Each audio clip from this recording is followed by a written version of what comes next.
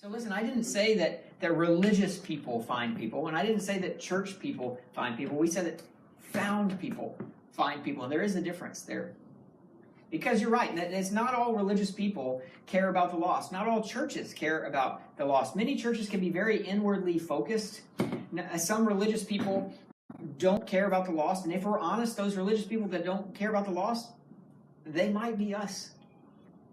So why don't we care more about finding the lost? Well, I can think of two main reasons that we don't care more about finding the lost. The first reason I can think of is that we've got enough. We've got enough problems of our own. We've got enough to deal with just to keep up with ourselves. You know, we've got 99 problems and the lost ain't one, right?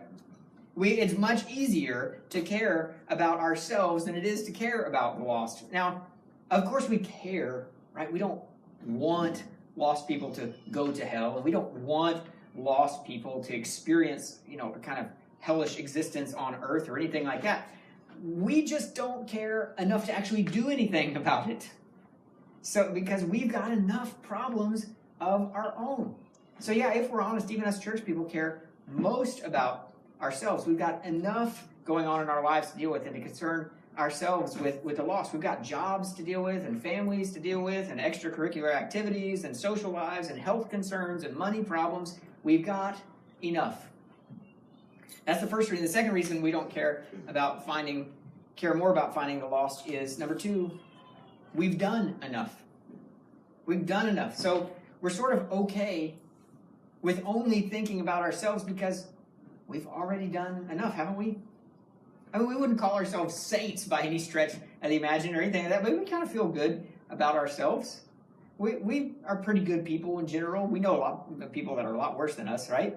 And we go to church and we give a little money here and there and we try to be nice. Isn't that enough? So we feel good enough about ourselves if we just manage, to go to church each week. And we don't really feel that need within us to help the lost or to serve the lost or to give to the lost or to seek and save the lost because we've done enough. We've got enough to deal with and we've done enough ourselves. So there's a sense in which I think that we church people, religious people, we often misunderstand church and religion and Christianity. We think that every person, this is kind of what we think that every person has choices to make on their journey of life, and if you make the right choices, then you will end up on the right path. But sometimes you can make all the right choices. You can turn all the right ways you're supposed to turn in the journey of life, but if you think you're the one that's making all the turns and making all the choices yourself, then you still might end up lost. Because you will not care about the lost if religion to you is about rules and reward for the things you've done instead of a reward of a relationship for the things Christ has done. I'm going to say that again because that's a really long sentence. So you will not care about the lost if religion to you is about rules and reward for the things you've done instead of a reward of a relationship for the things Christ has done. Jesus actually addresses this kind of mistaken mindset through telling a parable. Now, a parable, remember, is just a story that Jesus uses, made-up stories to tell a point. It has a moral to it. And so Jesus tells this parable. It's one of the most famous parables that Jesus ever tells, and it's definitely the most famous parable that we ever half tell. See, most of the time when we retell this parable, we don't tell the whole story. We only tell half of this parable. Half of this parable is famous. The other half is almost forgotten. The other half is almost lost. So most of the time when we retell this parable, we don't tell the whole story. We've even misnamed it. We've named this parable on our own. Jesus didn't give a name for his parables. We put names in the Bible for his parables for him. But we've misnamed this parable for only the first half of the parable. We call it the parable of the prodigal son, which, by the way, prodigal means wasteful. That's bonus points for your vocabulary test in heaven. So you win. You get bonus points for that extra bit of trivia today. We call it the parable of the prodigal son, or sometimes the parable of the lost son. Sometimes you see that in your Bible, when in reality, if we read that whole thing, then we should call it the parable of the two lost sons, because there are two lost sons, not just one. The second son just gets lost in the retelling of the parable of these lost sons in church. And I don't think it's an accident that he often gets, swept under the rug, and we don't tell this story. We kind of lose track of this second lost son. We quickly forget about him because it's this second lost son, this second one, that represents us church people. Like, this is Jesus talking to us religious people out there who think that we've done enough. All of us religious people out there who kind of feel like, we deserve a better life than lost people do because, we've made the right choices in life. So he's talking to all of us church people out there who just, don't care that much about the lost because, we made the right choices. We did the right things. We did what we were supposed to do.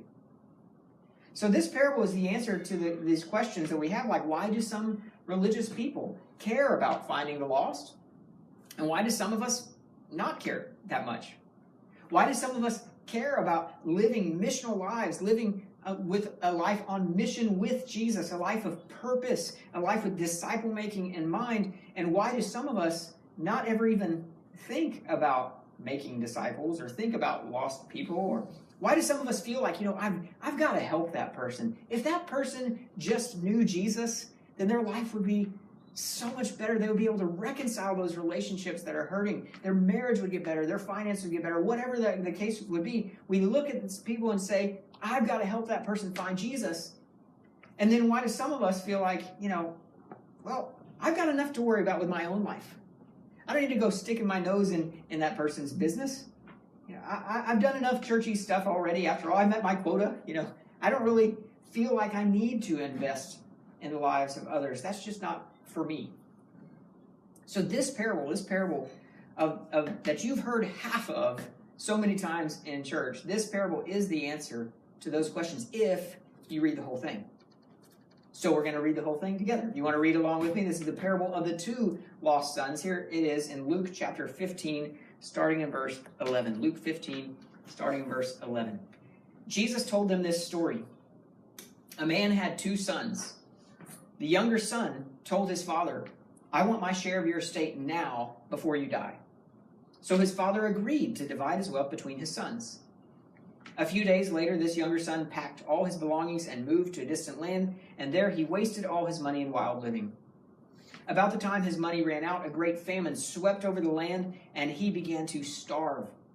He persuaded a local farmer to hire him, and the man sent him into his fields to feed the pigs. The young man became so hungry that even the pods he was feeding the pigs looked good to him, but no one gave him anything. So this is often what it looks like to be lost, right? You start out on your own, you're making all the decisions that you want to make, you're doing life the way you want to do life, going where you want to go, doing what you want to do, but life ends up kind of messy. And it's, turns out not to be as satisfying as you thought. And here you are wanting to eat pig's food when you thought you were going to be living the life. It's just not very satisfying. And in verse 17, the story continues.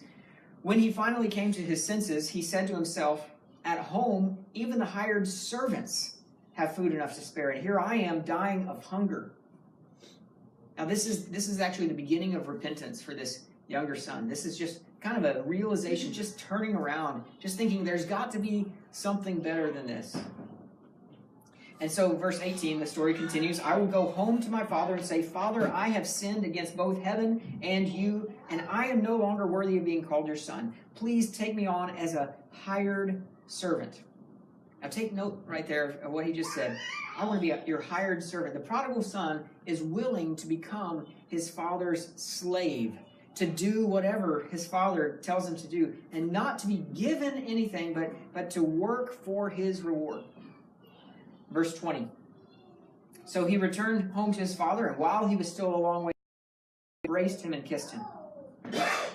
Now I just love this scene. I mean, this is a beautiful scene. I love imagining the son walking home very slowly, with his head hung low in shame, but his father catches a glimpse of him while he's still a long way off. The father is watching in the window, and with just the complete opposite expression of just absolute joy, he rips open the door and he sprints out, full sprint, nearly tackling his son as he embraces him.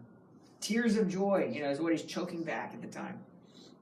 It says, filled with love and compassion, he ran to his son, embraced him, and kissed him. Verse 21, his son said to him, Father, I've sinned against both heaven and you, and I'm no longer worthy to be called your son. But his father cuts him off. He's about to go into this whole spiel that he's prepared, and his father cuts him off. He's not going to listen to his son tell him that he wants to be a slave. No, this is his son, for crying out loud. And so his father, it says, said to his servants, quick, bring the finest robe in the house and put it on him. Get a ring for his finger and sandals for his feet, and kill the calf that we've been fattening. We must celebrate with a feast for this son of mine. So he claims him as his son, not as a slave, as his son. This son of mine was dead and has now returned to life. He was lost, but now he is found. And so the party began. And many times, this is where we stop reading. And it's for good reason, honestly, because there's a lot to preach from in just those 14 verses of Scripture. There's a lot of good news that we can share in that little part of this parable. But the story goes on. There's more to it. Verse 25. Meanwhile, the older son was in the fields working. When he returned home, he heard music and dancing in the house, and he asked one of the servants what was going on. Your brother is back, he was told, and your father has killed the fattened calf, and we're celebrating because of his safe return. Now watch this, verse 28. The older brother was thrilled that his lost brother was found. The older brother was apathetic that someone found him. It was even worse than that. He was angry. The older brother didn't care that the lost were found. The older brother, verse 28, the older brother was angry and wouldn't go in. His father came out and begged him. He begged him to come in. But he replied, all these years I've slaved for you and never once refused to do a single thing you told me to.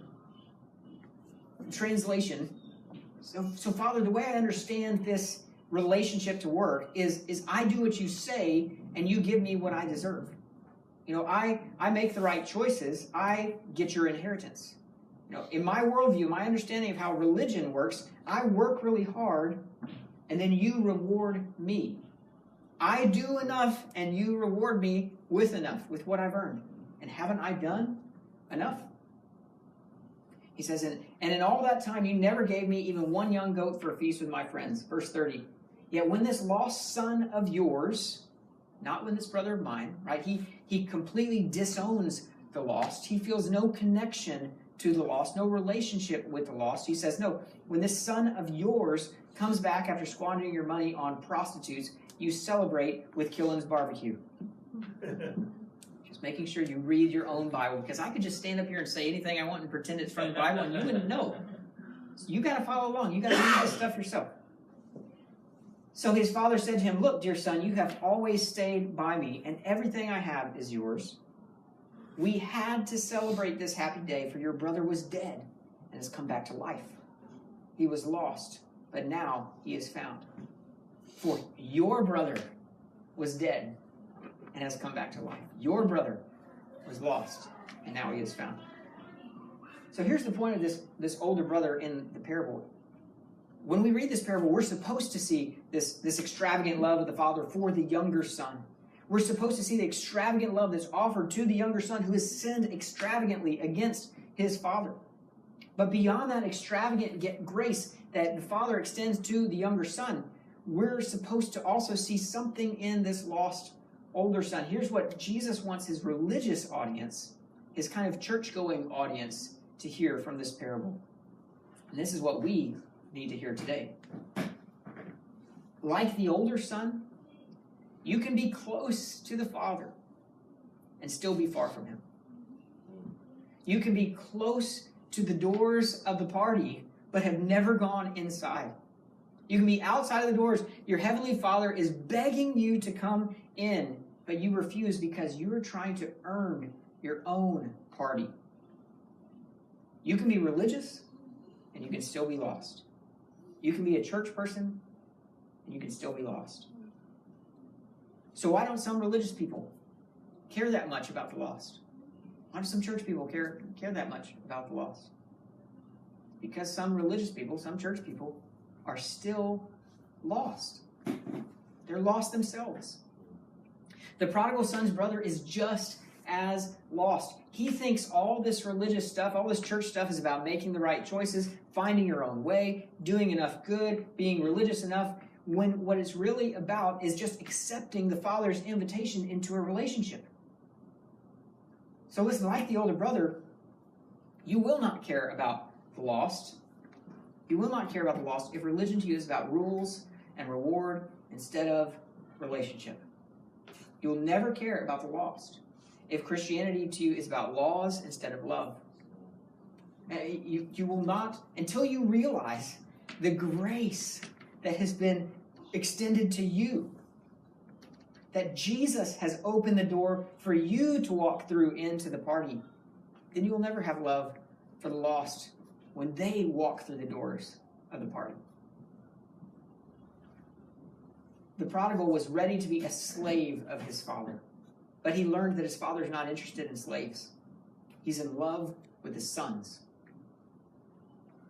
On the other hand, the older brother was upset because he already was a slave. He already slaved away, he said, for his father for years and years and never received what he said as a reward. But he misses the point entirely. He is still lost in his thinking because the reward isn't just the party. The reward is the relationship with the Father. And because of the relationship with the Father says, everything I have is yours. And when you are in a relationship with God, everything he has is yours. So we've got to sit up and take note from the older brother in this parable. If you think you're the one who has earned your way into a relationship with God because you've made all the right choices, then you are still lost. Because it's not us who find Jesus. It's Jesus who finds us. And you will never care about the lost if you think that you can and they can just find Jesus on their own. You will only care about the lost when you believe that someone else must find them, that Jesus must find them, and that Jesus uses people like you to help find them. Because found people find people. If you're not finding people, then perhaps you've never been found yourself. Perhaps you're like this older brother that's just still been slaving away, expecting to earn your own party, when there's already a party going on.